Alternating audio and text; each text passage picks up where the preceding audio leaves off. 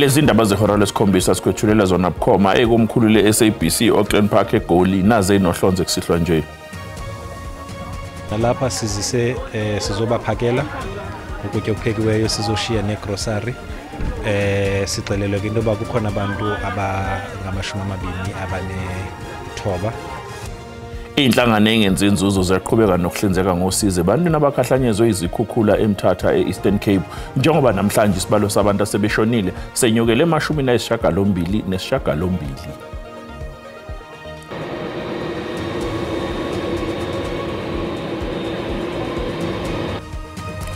Lemukelwe esikhumulweni seindiza iVatrotlof namhlanje ntambama iqoqo lesibili lamasosha ngaphezulu kwama200 akade ejutshwe kwelaseDemocratic Republic of Congo njengengxenye yethimba leSADC ebeligcina uxolo kuleli yazwe.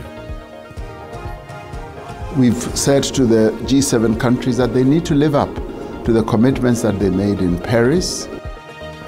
Umengameli wezwe uCyril Ramaphosa kulindeleke ukuthi abe ingxenye yomhlangano wabaholi be-G7 nozobanjelwe eCanada kanti kulindeleke ukuthi alandise labaholi ngamalungiselelo okusingathwa kwengqungquthela ye-G20 ngasekupheleni kwalonyaka. Nabamanzi aphuma embotsheni zomtshezi isiguqe siyifulele ngamahlamvu asendonda kusuka siyakhuleka nina bezinyane lengezengeze.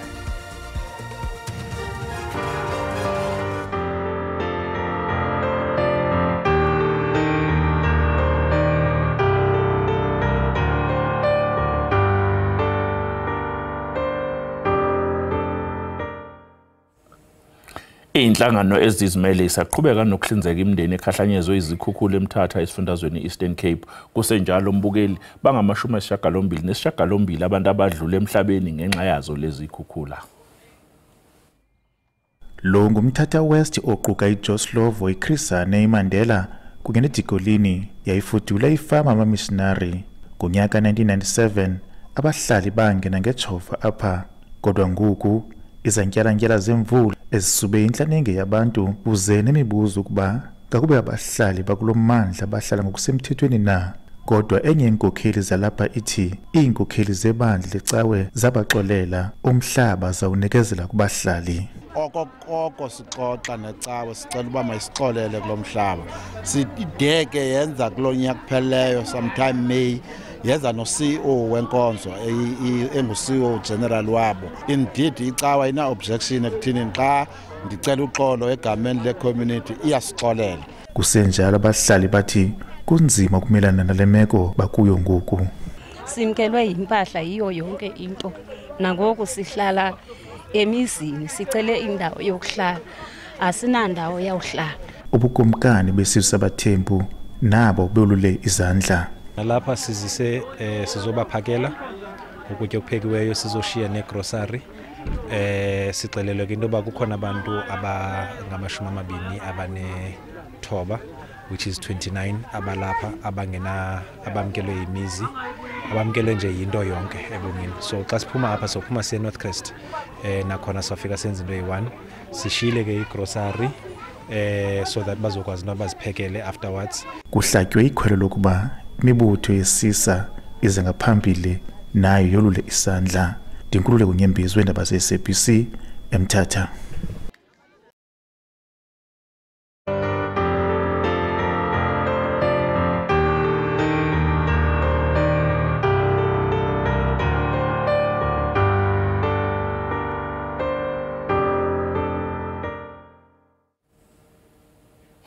I-ANC ithi seyemukele amalungu amasha avele emaqenjini ezombusazwe kuyi-EFF ne-NFP.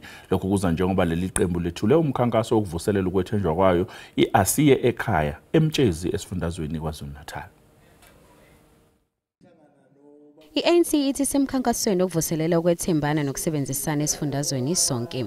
Lokhu kuza ngemuva kokukhala ngaphansi kwaleli qembu okhethweni lukazwelonke langonyaka odlule kanti ngenxa yaloko laphoqeleka ukuthi lingene kuhulumeni wobumbano KwaZulu-Natal.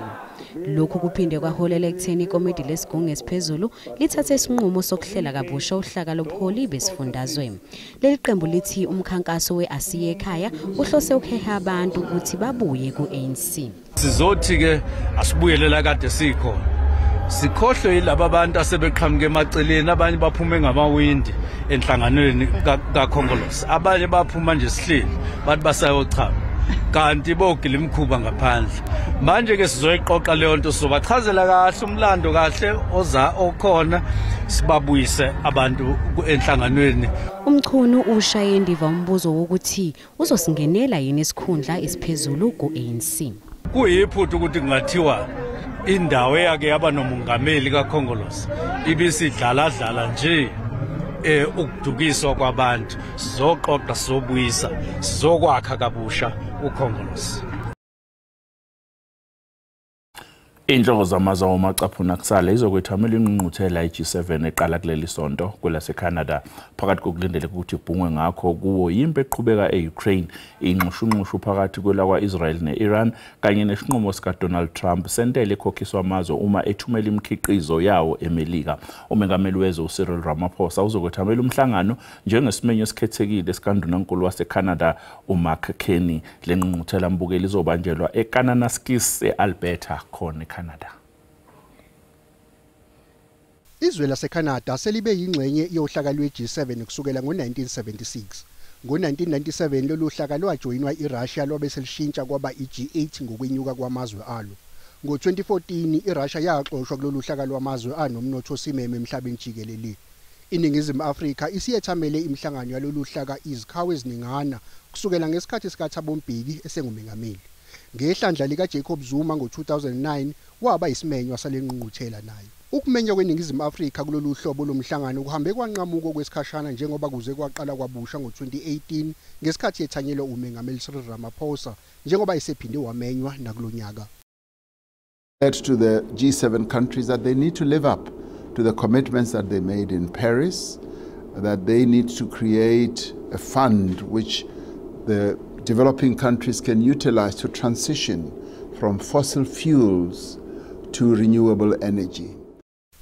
We-G7 oqala kuleli sonto umengameli Ramaphosa kubheke ukuthi akhulume ngamaphuzu aphathelene nengqungquthela ye-G20 ezobe isingethwe iNingizimu Afrika ngasekupheleni konyaka. To meet with President Trump. At this stage, both teams in the presidency and DECO are working on a schedule for bilateral meetings. And so it's still early to say which meetings the president will have and will not be able to have in that regard. Donald Trump kulindeleke ukuthi abe yingxenye yabaholi abazohambela umhlangano we-G7 eCanada. Selithelekile kuleli izwe iqoqo lesibili lamasosha ngaphezulu kwamakhulu amabili abejutshwe kwelase-Democratic Republic of Congo njengengxenye yethimba le-SADC ebeligcina uxolo kuleli yazwe. Lamalungu e-SANDF emukelwe ojeneni abaphezulu esikhumulweni seyindiza i-Varadolf Air Force Base namhlanje ntambama. Ekhaya kwamasosha kube umzuzu wokukhululeka kuwo ngesikhathi etheleke enkanjini ye-Varadolf namhlanje ntambama. Lamasosha e-SANDF ayingxenye yalawo abethunyelwe esifundeni saseGoma empumalanga ye-DRC ukuyogcina ukuthula. Our Minister of Defense and the Minister of Foreign Relations, the commitment is absolute that there should be silencing of the gun. Our chief himself, as a SADC chief, he is part of that initiative led by the African Union to say the continent needs to be restored with peace so that everybody can prosper. The Congo people deserve to prosper like any other nation. Afrika ibithumele isibalo esikhulu samasosha kwelase-DRC abe yingxenye yethimba ebelididiyelwe i-SADC. Uhlelo lokubuya kwawo liqhubeka ngokwegaba njengoba ifika ngamanqozinqozo. Impahla yamasosha okubalwa phakathi kuyo isibhamu nokunye abekusebenzisa i-DRC kulindeleke ukuthi kufikele echwebeni laseThekwini ngokuhamba kwesikhathi. 50% of our assets are actually in Tanzania, and some of them are already being processed through a shipping port at Dar es Salaam, and they are going to arrive here minimum. They might take about 10 days, but we are looking forward to get all our assets, as the chief has committed that whether the asset is damaged or unserviceable, it's going to come back home. Njengoba ilokhu ethutheleka amasosha azodluliselwa enkanjini yawo eseBloemspruit eBloemfontein lapho ezohlinzekwa khona ngosizo lokweluleka ngokomqondo ngaphambi kokuthi anikwe ithuba lokuya ngasemakhaya. Izwe Israel lithi lizoqhubeka nokugadla Iran njengoba sekusuku lwesine namhlanje bambene ngehlothi phakathi kwalamazwe omabili. Njengamanje sekunokwesaba kokuthi lolu dweshu lingase libhebhetheke lungabe lisalawuleka. Bayisho mnantathu abantu ababulewe ngenkathi Iran iphiniselela kwela kwa-Israel kwathi abaningi balimala. Ela kwa-Israel lithi Iran izoyikhotha imbenge yomile njengoba isibulale izingane nabesifazana bengenze lutho. Balana ngenxa yalempi nokuyimpi eseziqonda kahle izakhamuzi kwa-Israel. Uthi amasosha abagcwele inkalo, Iran izokhokhela lo monakalo wenzile nokuyinto eyenze ngenhloso uthi bazohlasela njalo.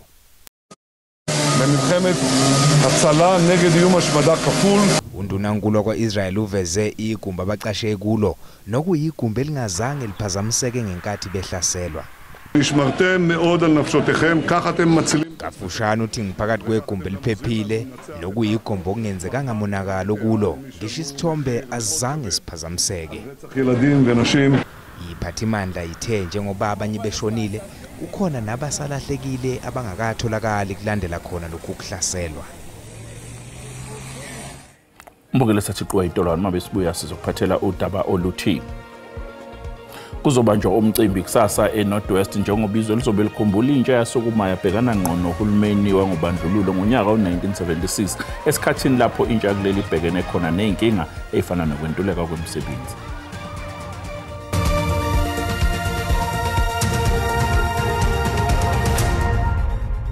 Asikubingelela sikwamukele mbukeli uma usanda kungena odabeni oluphambili besibike ukuthi inhlangano engenzi inzuzo zaqhubeka nokuhlinzeka ngosizo kubantu abakhahlanyezwe izikhukhula eMthatha esifundazweni Eastern Cape njengoba namhlanje isibalo sabantu asebeshonile senyukele e-18. Mbongela sikhumbuzo ukuthi lezi ndaba zatholakala ku-YouTube na ku-SABC Plus wena kumele ukwenze ngena kuzo uyicinga amagama athi SABC izindaba na kanjani uzoyithola ngobunjalo bazo uma nje siqeda ukuyisakaza.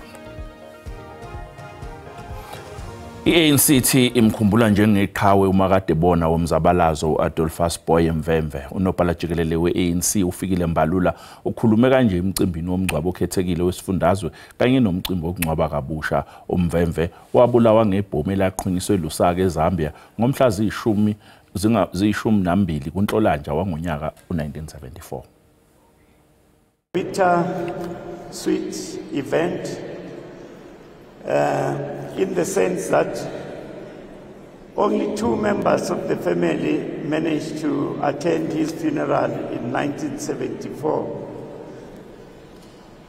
And I think that was one of the most traumatic experiences that all of us went through. A bomb instantly stolen his life. At 43, his hands, which had held the hopes of so many, were taken. His face, which had smiled in defiance, was silenced. Yet his death was not a surrender. It was an indictment of the brutality he had spent his life resisting. Umholi wephiko lwentsha ku-ANC uColin Malachi uthi lesizukulwane samanje sabahola abasebancane kufanele siyibophezele ekuthuthukiseni umnotho. uMalachi usho lokhu eNyuvesi yaseLimpopo eMankweni. Lo mholi wephiko lwentsha ku-ANC unxusa abantu abasebasha ukuba belekelele ekuvuseleleni izwe. Waphindwa nxusa i-ANC ukuba ibanike ikhundla zokuba bahole. Wengeze ngokuthi abaholi abaningi kwezombusazwe sekungabantu asebebadala. Those who want old age homes must go to old age homes. Parliament is a corridor of power. It is not an old age home. You can't make laws and say when people turn 65, they are pensioners. But those who are making the laws are pensioners themselves. Uthinte nodaba lwentsha njengoba yentula amathuba emisebenzi uphinde wanqanqa isizukulwane esisho kuba silekelele ekuvuselelweni kwe-ANC. There is no miracles that will come here and resolve your problems if you don't stand up as the youth. We can't be a weak youth league. We are youth league elected at a time where the ANC is at its weakest. Umndeni kaPeter Mogaba nawo ubuwethamelele inkulumo ube usukhuthaza abaholi bamanje baloluphiko ukuba balekelela abaholi abangaphezulu kwabo exazululeni inkinga okubalwa kuzo ukungena nokuphuma kwabantu kuleli ngongemthetho. Kuzoba nje umcimbi eNorthwest kusasa njengoba izwe lizobe likhumbula intsha yasukuma yabhekana ngqo nohulumeni wobandlululo ngonyaka wa-1976. Intsha yakuleli izwe njengamanje ibhekene nengqinamba efaka phakathi kwentuleka kwamathuba emisebenzi kanye nodlame oluyamene nobulili.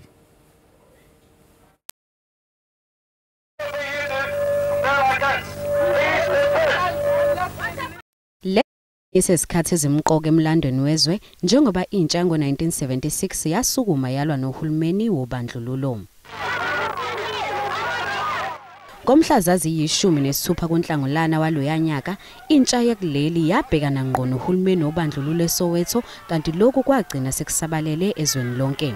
Babengazi ngalesikhathi ukuthi isibindi sabo sasizobabeka ezincwadini zomlando uhambo lwaseNingizimu Afrika lokuzuza intando yeningi. Lentsha yashaya phansi ngonyawo ingafuni ukufundiswa ngesibhunu.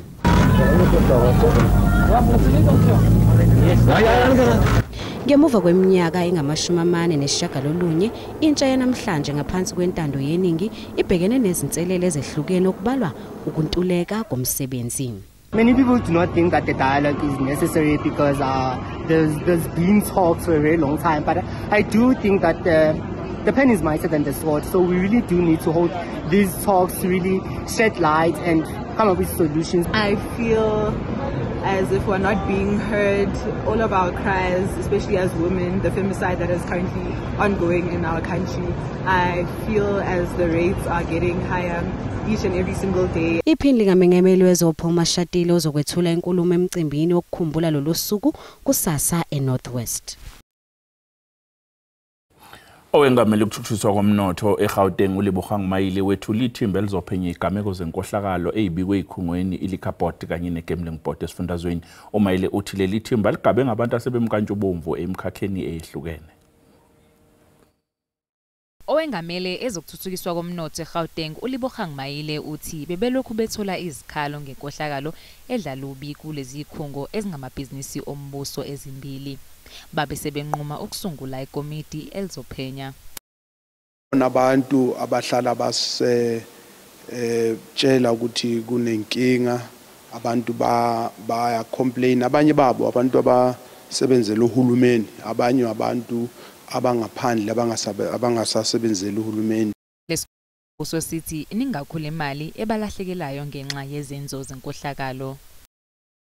Siluza imali eningi ngoba labantu kumele babhadale intela bayibhadali ngoba bayenza into eziphuma endleleni. Sekuvele kukhona izisebenzi ezinhlanu esezikhonjwe ezezangayo ngenxa yokuzibandakanya enkohlakalweni. Uma ukuthi bakhona abayenza ubugebengu, ingakho sithe about 5 yabo sesibaxoshile futhi sebavulele namacala emaphoyiseni ngoba asihambisani lento esiphuma endleleni. Ukiswa komnotho eGauteng uthi bayazi ngodaba lokubambezeleleka kwezimvume zokudayisa utshwala eLikhabhodi, kodwa lolo daba bazama ngayo yonke indlela ukulixazulula.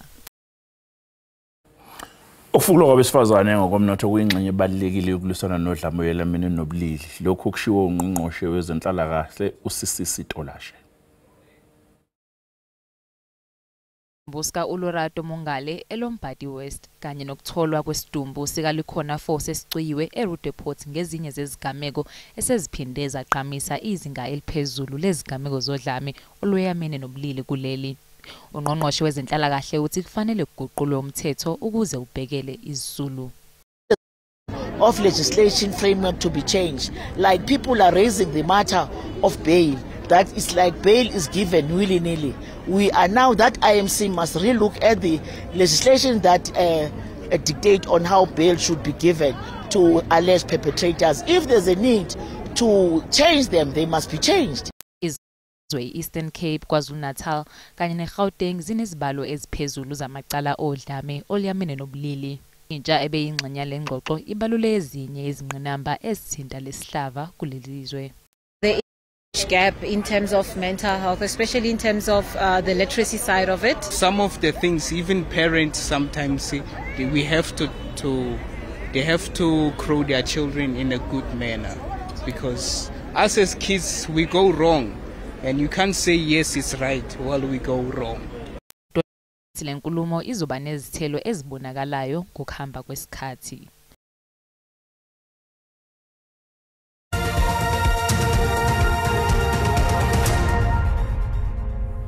Angola iguqisa iNingizimu Afrika ngamagoli amathathu eqandeni ukuzivikela isicoco sayo seCOSAFA Cup eBloemfontein. iNingizimu Afrika ihlasela zisuka kodwa abadlali basemuva beAngola bakwazi ukubhekana nomngozi. iNingizimu Afrika iphinde yahlasela uPuleti Tijane ethola ibhola endaweni enhle kodwa wahluleka ukuvalela ibhola phakathi. Angola kube yiyona ethola igoli lokuqala lomdlalo. Umdlalo oqonje njengovelele kulomqhudelwano. Aurelio Depo uvalela ibhola phakathi ngekhanda. It is Aurelio Depo scores his 7th goal. Iqembu lasekhaya liphinde lathola ithuba lokubuyela emidlalweni kodwa uIme Ocon washaya ibhola eceleni kwepali. Captain to Ocon. What a stop from the Cruz Cipriano. Angola ibisishaya igoli lesithathu ukunqoba indebe yeCOSAFA okwesibili kulandelana. COSAFA Cup title. Wow. What a way to do so. Mhlahlo simo sezulu yalandela.